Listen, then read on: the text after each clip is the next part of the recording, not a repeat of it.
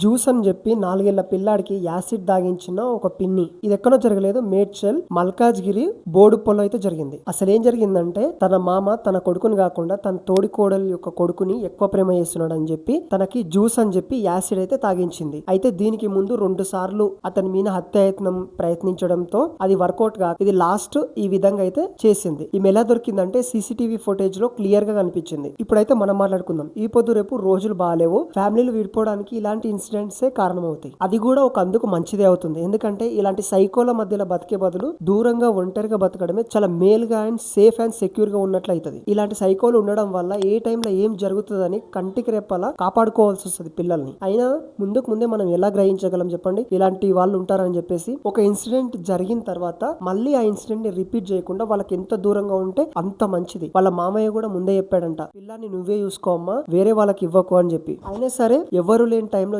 Juice అని చెప్పి acid అయితే తాగించింది. ఇప్పుడైతే ఆ పిల్లాడికి ఎలాంటి ప్రమాదం లేదు, బాగానే ఉన్నాడు. ఇప్పుడు ప్రమాదం తప్పింది కాబట్టి సరిపోయింది. ఒకవేళ ఆ అబ్బాయి చనిపోయి ఉంటే ఎదుటి వాళ్ళ మైండ్ సెట్ ఎలా ఉందో ముందే గ్రహించి ఎదుటి వాళ్ళకి ఎంత దూరంగా ఉంటే అంత మంచిది. కంటెంట్ నచ్చితే లైక్ చేయండి, అదేవిధంగా సబ్స్క్రైబ్ చేయండి. నేనున్నానని మాత్రం అస్సలు మర్చిపోకండి.